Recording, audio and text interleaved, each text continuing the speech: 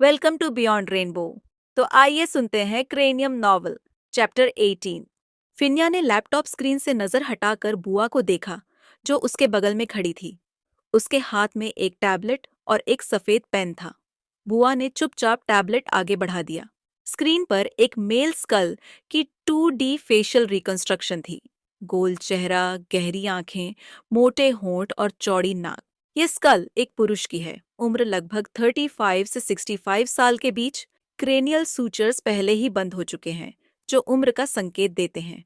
Cranial sutures वे प्राकृतिक जोड़ होते हैं जो स्कल की अलग अलग हड्डियों को आपस में जोड़ते हैं। बचपन में ये खुले रहते हैं, जिससे दिमाग बढ़ सके, और उम्र के साथ धीरे धीरे बंद हो जाते हैं। एक्सरे में निचले जबड़े में फ्रैक्चर दिखा, जिससे ये 1 सेंटीमीटर दाईं ओर शिफ्ट हो गया है। एशियन, फिनिया ने संदेह जताया। बुआ ने बताया कि उसने जबड़े के एंगल को मैन्युअली एडजस्ट किया और पूरी सावधानी से डिटेल्स पर काम किया। उसने मजाकिया लहजे में शिकायत की कि इस प्रोसेस में उसका पेन घिस गया। क्या वो नया खरीदने के लिए रिक्वेस्ट डाल सकती है? फिनिया ने तंज कसा कि अब काम चोरी छोड़ो, शिकायतें भी शुरू हो गई। 5 दिनों में तुमने ये कैसे कर लिया? उसने आगे पूछा। बुआ ने गहरी हंसी के साथ बताया कि ये काम उसने नहीं, बल्कि सॉफ्टवेयर ने किया है, जिसकी लाइसेंस की कॉस्ट उसकी 5 महीने की सैलरी के बराबर है। इसलिए ये तेज और ज्यादा एफिशिएंट होना ही चाहिए। लेकिन उसे भरोसा नहीं था कि सॉफ्टवेयर का आउटपुट पूरी तरह एक्यूरेट होगा। इसलिए उसने खुद भी मैन्युअली जांच की। मैं एक हैंडमेड रिकॉन्स्ट्रक्शन देखना चाहूंगी। तुम्हारे हाथों में प्रिसीजन है, फिनिया ने कहा। यह सुनकर बुआ ने चिढ़ते हुए जवाब दिया, तुम्हें तो पता ही होना चाहिए। फिर काम की बात पर वापस आते हुए बुआ ने कहा, अगर मैनुअल रिकंस्ट्रक्शन किया जाए तो कम से कम 1 महीना लगेगा। फिलहाल के लिए इतना काफी है। फिनिया अब भी अपनी बात पर कायम थी। ये स्कल निश्चित रूप से एशियन थी। बुआ ने बताया कि उसने सॉफ्टवेयर का उपयोग कर 3 मुख्य एथनिक ग्रुप्स, एशियन, नेग्रॉइड और कॉकेशियन की विशेषताओं की तुलना की थी। रिजल्ट 89% एशियन, 62% नेग्रॉइड और 37% कॉकेशियन आया। फिनिया जानती थी कि एंथ्रोपोलॉजी में अलग अलग जातियों को सीधे तौर पर नहीं बांटा जा सकता। हजारों सालों की माइग्रेशन और जेनेटिक मिक्सिंग से इतनी डाइवर्सिटी आ चुकी थी कि अब किसी की एथनिसिटी तय करना मुश्किल था। लेकिन स्कल का 80% से ज्यादा एशियन फीचर्स से मैच होना साफ दिखा रहा था कि यह किसी प्राचीन इजिप्शियन की नहीं थी, जैसा कि पहले सोचा गया था। हाल ही में मिले एज टेस्ट से तुलना करने पर यह स्पष्ट था कि ये स्कल 75 साल पुरानी नहीं थी। यानी ये मॉडर्न ईरा का कोई व्यक्ति था, न कि कोई सदियों पुरानी खोज। फीनिया ने गहरी सांस लेते हुए कहा कि उन्होंने केवल ममी और उसके साथ रखे बुक ऑफ द डेड पर ध्यान दिया था, बाकी पहलुओं पर विचार नहीं किया। लैब चीफ ने सहमति में सिर हिलाया। फेशियल रिकॉन्स्ट्रक्शन के आधार पर यह व्यक्ति साउथ ईस्ट एशियन था, इजिप्शियन नहीं। बुआ ने बताया कि वो फेस इमेज पुलिस को भेजने वाली थी, ताकि मिसिंग पर्सन्स डेटाबेस से मैच किया जा सके। फिनिया ने तुरंत सहमति जताई। अभी भेजो। पुलिस ने प्लेन क्रैश पर कोई नई जानकारी दी? बुआ ने चिंतित स्वर में पूछा। एयरलाइन जिसने चार्टर फ्लाइट सर्विस दी थी, उसे अभी अनिश्चित समय के लिए बंद कर दिया गया है। डैम, एक और नई मुसीबत।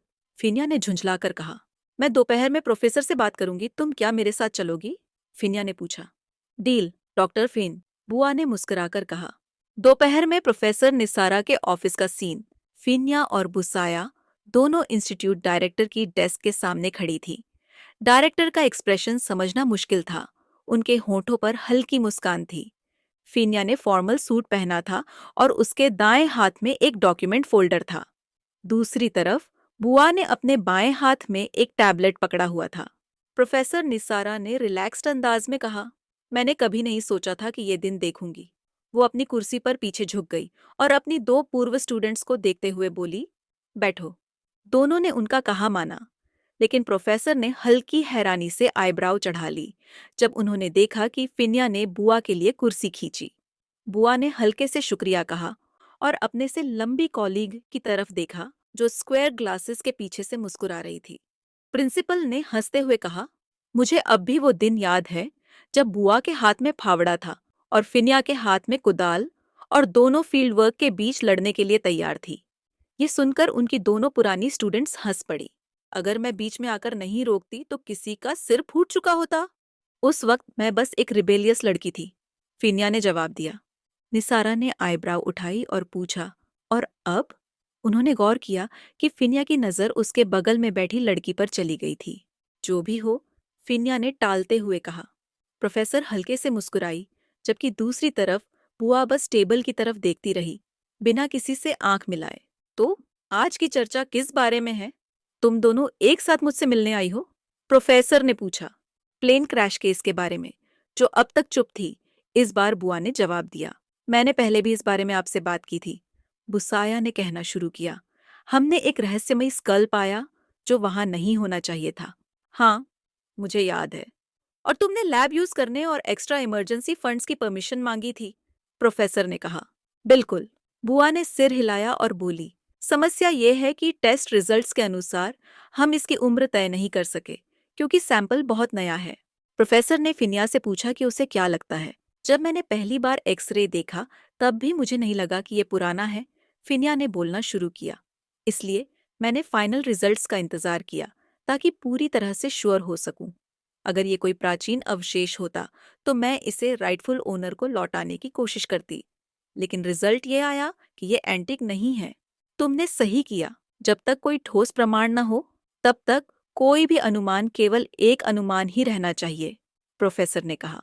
यही वजह है कि फिनिया ने मुझसे फेशियल रिकॉन्स्ट्रक्शन करने को कहा, बुआ ने जोड़ा।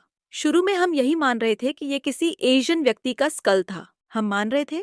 प्रोफेसर ने आईब्राव उठाते हुए पूछा। हाँ, दोनों ने एक साथ जवाब दिया और अनजाने में एक दूसरे की तरफ देखा, फिर तुरंत नजरें हटा ली। फिर क्या हुआ? प्रोफेसर ने इंटरेस्ट लेते हुए पूछा। मैंने पहले एशियन फीचर्स के पैरामीटर्स के आधार पर 2D फेशियल रिकंस्ट्रक्शन किया, फिर इसे 3D कैलकुलेशंस के साथ जोड़ा। रिजल्ट आया कि इसमें 89% एशियन फीचर्स थे।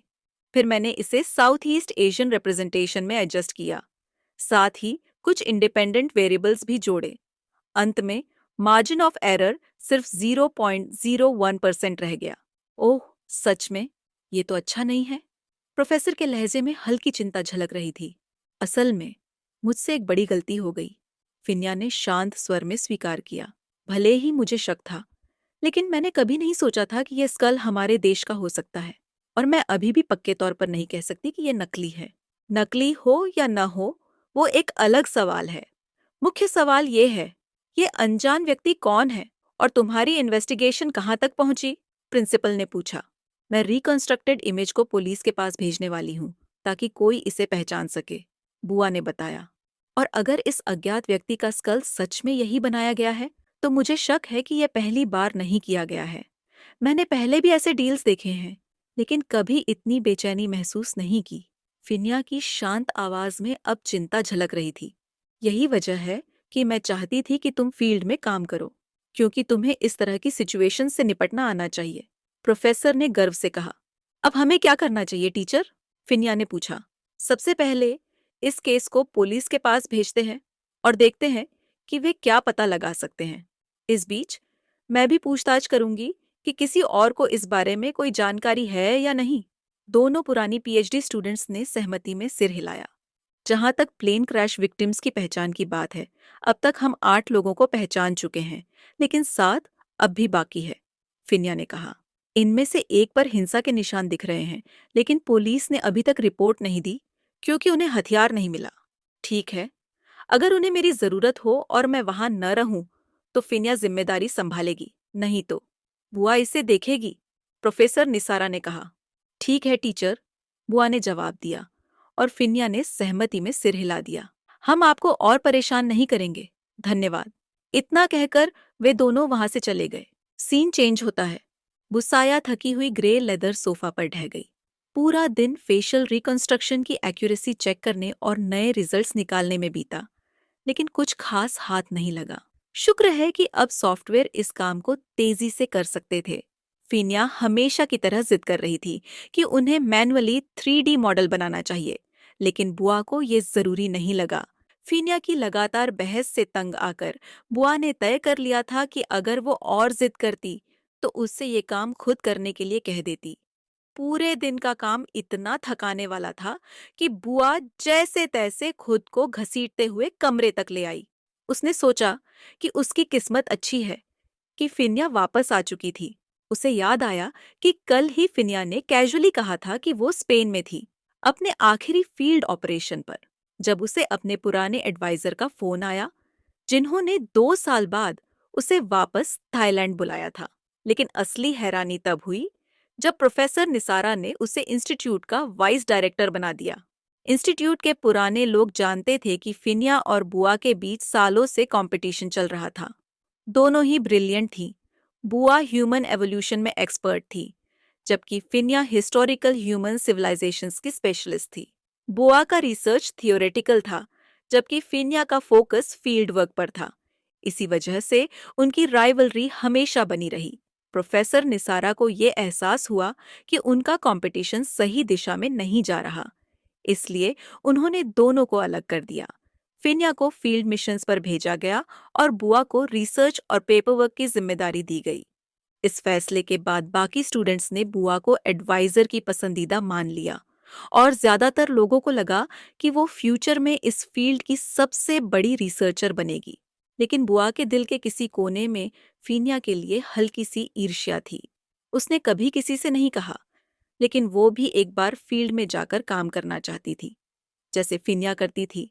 फिर भी उसे पता था कि उसका असली जुनून थियोरेटिकल रिसर्च में ही था। फिर डॉक्टरेट के तीसरे साल में फिनिया ने बुआ पर रिसर्च चोरी करने का आरोप लगाया और इंस्टीट्यूट छोड़ दिया।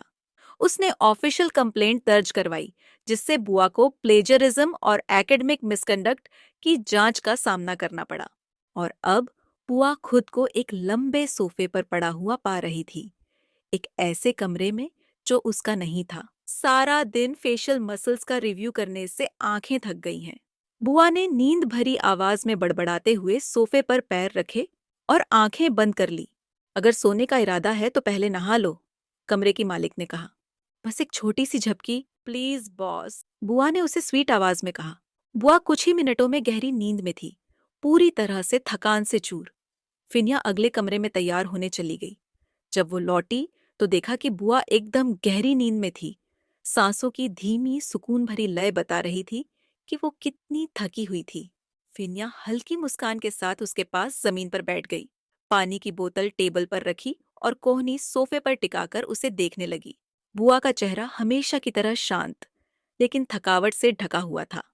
अनजाने में उसकी उंगलियां बुआ की पलकों पर गिरी कुछ लटों से खेलने लगी। इतनी थक गई हो?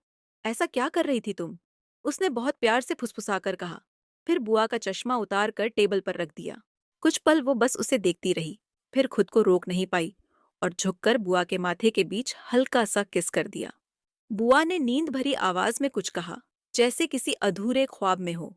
हल्के से आंखें खोली और फिर मानो जैसे किसी रोज की आदत से मजबूर हो, उसने अपना चेहरा फिन्या की ओर बढ़ाया और उसके होठों को हल्के से छू लिया।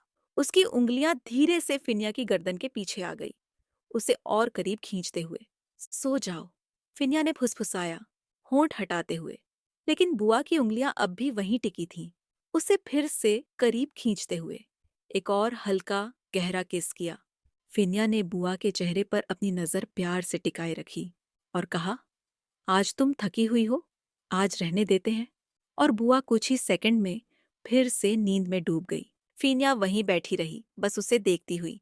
उसकी उंगलियां अनजाने में उसके बालों से खेलती रहीं। पहली बार उसने इतने करीब से उसे देखा और महसूस किया कि बुआ हमेशा उसके सामने थी, लेकिन उसने वक्त को बस यूं ही बहने दिया था, बिना इस एहसास के कि वो कितने पहले और कितने बार उसे अपने करीब ला सकती थी। धीरे से उसकी उंगलियां बुआ के गाल पर चली गई और फिर झुककर अपनी नाक बुआ के मुलायम त्वचा से हल्के से छू दी, मानो उस लम्हे को महसूस कर रही हो। कुंभकर्ण, उसने मुस्कुराकर कहा, फिर खुद को सोफे पर एडजस्ट किया। जगह कम थी, लेकिन फिन्या ने खुद को बुआ के पास किसी तरह समेट लिया। बुआ ने करवट ली और अपना चेहरा फिन्या के सीने में छिपा लिया। तुम्हारी खुशबू कितनी अच्छी लग रही है, बुआ ने अपनी प्यारी नींद भरी आवाज में बुदबुदाया।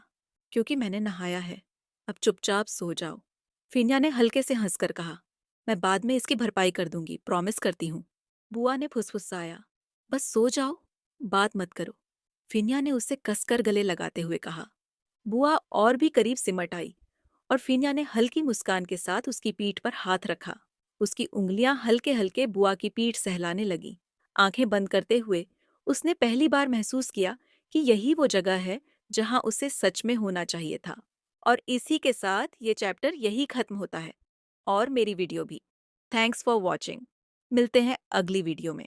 तब तक के लिए lots of love and peace out.